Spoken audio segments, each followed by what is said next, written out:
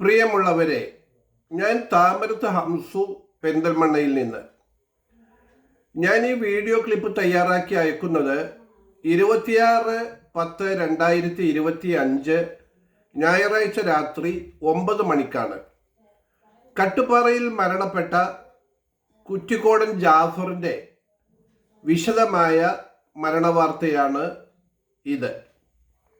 മലപ്പുറം ജില്ല തിരുനാരായണപുരം കട്ടുപാറ മഹലിലെ കനാൽ കിണർ ഭാഗത്ത് താമസിക്കുന്ന കുറ്റിക്കോടൻ മൊയ്തീൻ കുട്ടിയുടെ മകൻ ജാഫർ ഹൃദയസ്തംഭനം മൂലം മരണപ്പെട്ടു. 46 വയസ്സായിരുന്നു. മുൻ പ്രവാസിയാണ്. ദുബായിലും റിയാദിലുമാണ് ഉണ്ടായിരുന്നത്.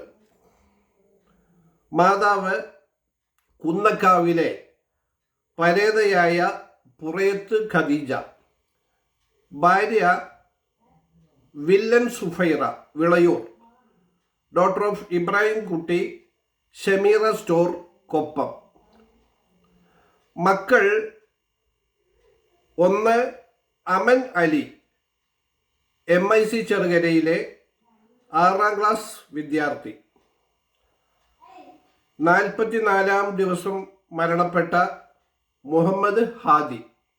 അങ്ങനെ 2 മക്കളാണ് ജാഫറിനുള്ളത്. 44-ാം ദിവസം മരണപ്പെട്ട മുഹമ്മദ് ഹാദിയും ഇപ്പോൾ ചെറുകര MIC സ്കൂളിൽ 6ാം ക്ലാസ്സിൽ പഠിക്കുന്ന അമൻ അലിയും. സഹോദരങ്ങൾ: അബ്ദുൽ ജലീൽ റിയാദ്, ഫൈസൽ ബാബു ഫുജൈറ, സക്കീന.